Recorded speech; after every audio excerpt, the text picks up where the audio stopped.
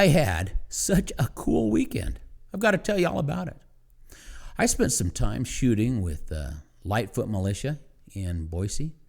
I found them to be honorable men and women who love their country, defend the Constitution, and protect their families. Try as I might to identify the right-wing, hillbilly, gun-loving, nut-job terrorist kook that the media keeps telling us about, I found none. I guess media got it wrong again. Anyway, guys, thanks for a super time. I had a short meeting with a great leader of the Oath Keepers. I introduced myself to Kevin Miller of KIDO Radio. I am super excited to be a guest on his show. I had an opportunity to visit with good friends Russ Smers of the Leadership Council, Senator Russ Fulcher, Wayne Hoffman of the Idaho Freedom Foundation, Greg Pruitt of the Idaho Second Amendment Alliance. Tea Party Bob, good old Bob, he's always there. And last but not least, Representative Heather Scott. Patriots all, if you are unacquainted with these good people, may I suggest that you fix your oversight? I marched with over 1,000 true Americans who cared enough to leave their homes and stand for the principle of the Second Amendment. These people stood to protect the rights of you and I.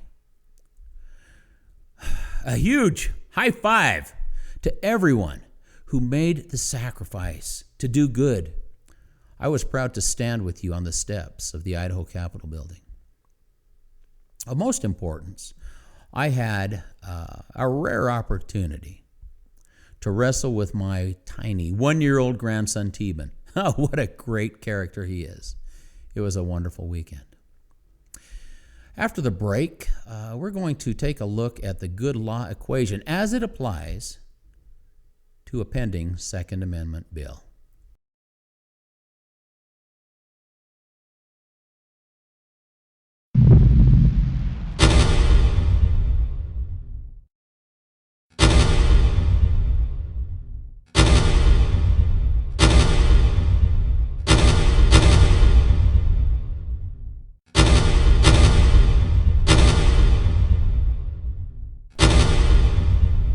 You will fight as you train.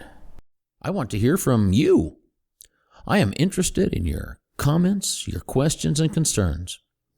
So if you have something to say, share it with me, and I will try to share it with everyone else. Here is what you do. Use your smartphone or tablet to record your comment or question. As a general rule, I have found that the best results will be had if you hold it about 1 foot from your mouth when you record. Send it to me with your full name, city, and state. You may also include a photo of yourself if you like. I will try to get it out, and I will respond personally. And I promise that I will never share anything other than your first name and your city. Just send it to dallypost.lance@gmail.com. I'll take it from there. Under the clear light of the Constitution, we are going to examine a Second Amendment bill according to the good law equation.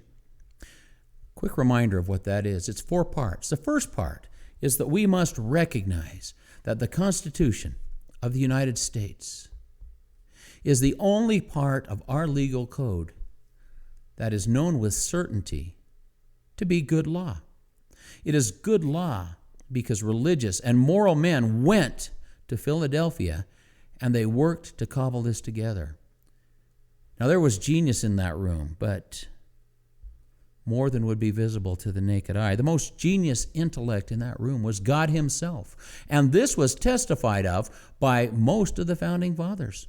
They knew it. Why should we question it? Because the Constitution is known to be good law, it is by that Constitution that we measure all other government activity. The second part of the equation is Article 1, Section 1. All legislative power is vested in Congress. What does that mean? It means that a Barack Obama executive order is not a law. It means that a Supreme Court decision is not a law. Laws come to us, federal laws anyway, by one mechanism, and that is through Congress. The third part of the equation is Article 1, Section 8 of the Constitution. It lists all matters upon which Congress can legislate. There's only about 25 of them in there, something like that.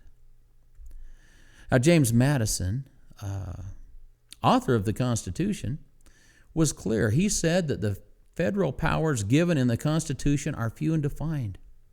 This means that we should be able to list them, to write them down. But we don't have to. It's already been done. It's called Article 1, Section 8 of the Constitution. The final part, Part 4 of the equation, is the 10th Amendment in the Bill of Rights. And that says that all powers not delegated to the federal government in the Constitution belong to the states or the people. So let's take a look at some pending federal bills. They actually all pretty much say the same thing. The first is a Senate bill. It's S 498, introduced by Senator John Cornyn. Then there's H.R. 923, Representative Marilyn Stutzman. H.R. 986, Richard Hudson. And finally, we have H.R. 402, introduced by Representative Rich Nugent, a Republican from Florida. And I should point out that all of these bad bills were introduced by Republicans. So let's take a look at what the bill is. It's pretty simple, really. It simply states that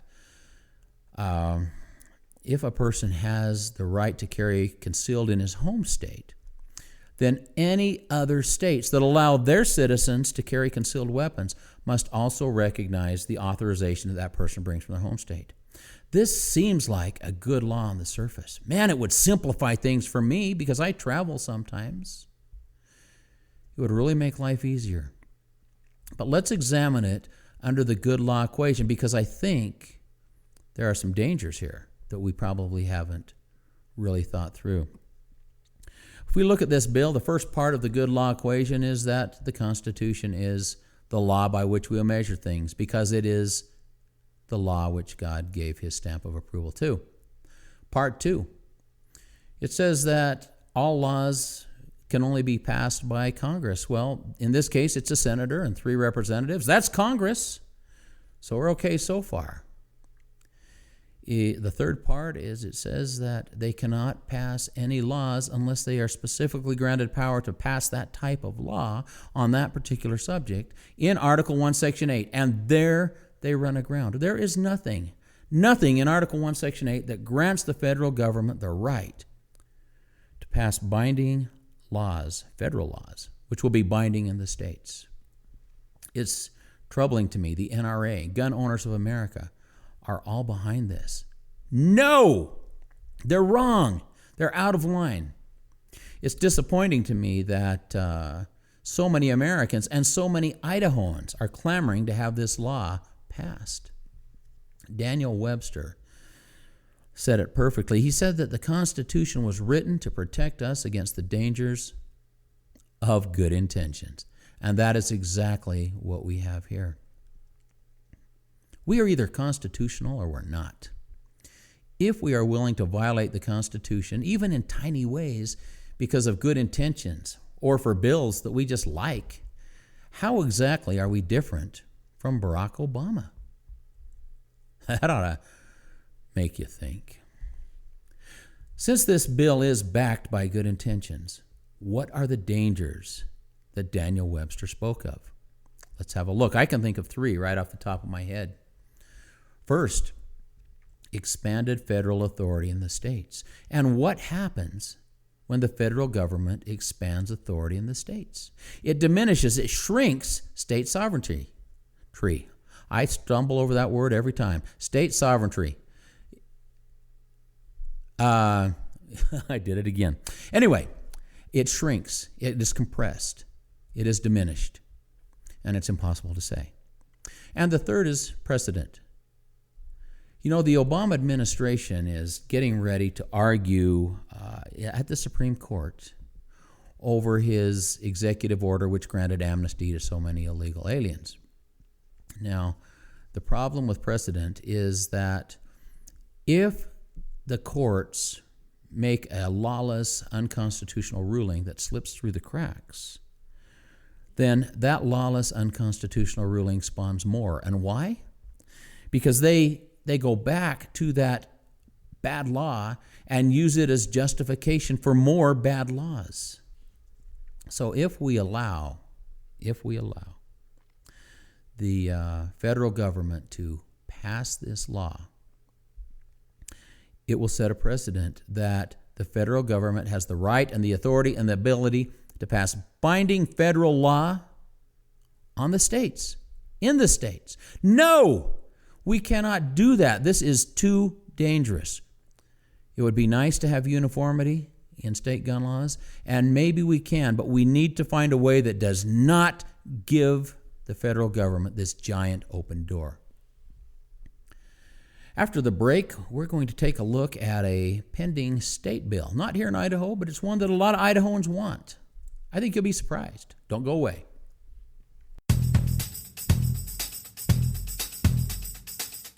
Freedom is not free, but I can help. I offer a set of fundraisers that include advanced firearms training, defensive law seminars, constitution workshops with a focus on the local solution. Now, why the local solution? It's simple. Government of, for, and by the people must always be close to the people. Hey, give me a call, 208-317-9843. Let's talk freedom. When we look at state law, we need to have an understanding that is a bit broader and requires more than just basic understanding of constitutional principles. You see, there's something that comes into play, and we must guard against the violation of unalienable rights, natural rights, they are sometimes called. And what are these? John Adams stated that among the natural rights of the colonists are these. First, the right to life. Well, that makes sense. Second, the right to liberty. And thirdly, to property, together with the right to support and defend them in the best manner they can. Life, liberty, and property. These are the three priorities in natural rights. James Madison, author of the Constitution, said this, speaking of property. This term, in its particular application, means that dominion which one man claims and exercises over the external things of the world, in exclusion of every other individual. Think about that. In exclusion of every other individual. We must have exclusive control over our property. The thing about natural rights, unalienable rights, is this. Every person may exercise natural rights up to the point where the exercise of one man's natural rights takes away the natural rights of another. That is going to be the focus for the rest of our episode today. Tennessee State Senator Dolores Gresham, another Republican, is pushing a bill to allow victims harmed in gun-free zones to sue those who instituted the zones, if they can show that they otherwise would have been armed for self-defense. Now, this is a Tennessee bill, but many Idahoans clamored for this. They wanted this. They were talking about it and pushing our representatives to bring this bill to Idaho. Remember, what is property? Per Samuel Adams, property is the third most important natural right, only preceded by life and liberty. Per James Madison, the right of property must include exclusive dominion. Therefore, Buffalo Wild Wings, which is famous for no guns allowed signs, must be protected in their right to do exactly that. Now, if I leave my gun in my car so they can eat in that place, it is not their fault. It is mine. I voluntarily disarmed so that I might eat Buffalo Wild Wings. That was my decision, not theirs. That is why I don't eat there, and probably never will. We cannot protect the natural rights of some by violating the natural rights of others. Think about that. It just doesn't work. We cannot protect the natural rights of some without or while violating the natural rights of others. Now we're going to stop for a quick break, and when we come back, we're going to take a look at a couple of Idaho legislators who have crossed the line. Don't go away. Lance Earl here. It's my considered opinion that the most important right we have is identified in the First Amendment of the Bill of Rights. It is the right to think, act, say, do, and associate with people according to the dictates of our conscience. It is also my opinion that the second most important right we have is outlined in the Second Amendment, which is the right to keep and bear arms, because that privilege gives us the ability to defend all the other rights of man. Now here's the thing. How can you defend your rights if you don't know what they are? How can you protect liberty if you don't know what your liberties are? And how can you defend anything if you don't know how to use your gun? Hey, now we've got some interesting courses coming up. In March in Pocatello, I will be teaching a Constitution workshop, only $15 per participant. A defensive law course, only $15 per participant. We're going to be out on the range doing our defensive handgun course. And that is discounted 50% just to get things started in 2016. If you believe in liberty, if you think it's time to stand for liberty, I hope to see you there. For more information, visit www.dallypost.com or call me. I'm Lance Earl, 208-317-9843. The final topic for today will be CRP.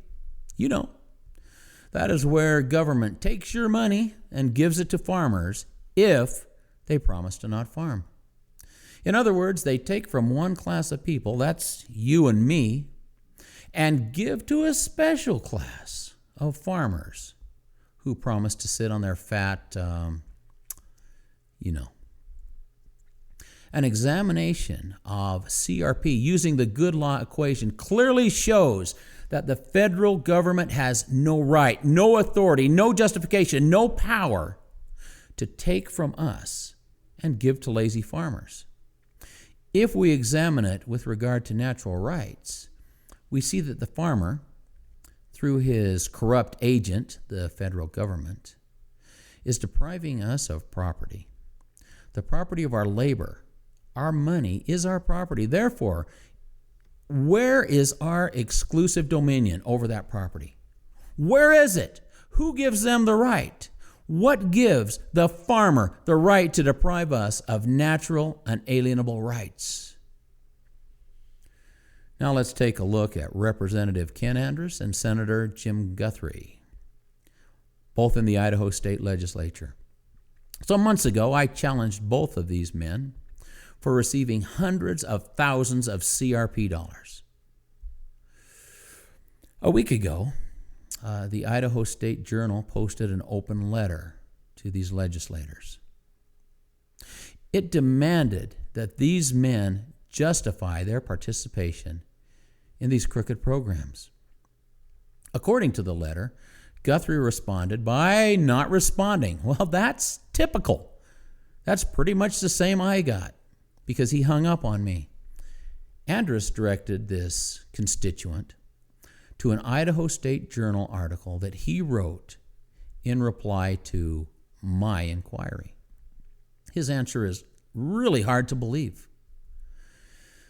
He started by defending virtually every socialist program in America.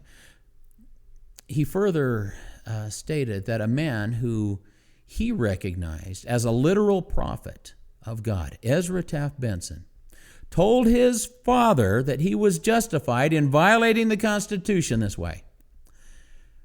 Ezra Taft Benson was a giant among patriots. He devoted his life to the preservation of liberty, to the preservation of the Constitution, and to the defeat of socialism. Mr. Andrus, are we to believe that God, through someone that you recognize as a living prophet, told your father that he was justified in socialist abuse, when in fact Benson labeled the rest of us who do so as the most unscrupulous of men? What do you guys think? Did God really send that direction to our Representative Ken Andrus?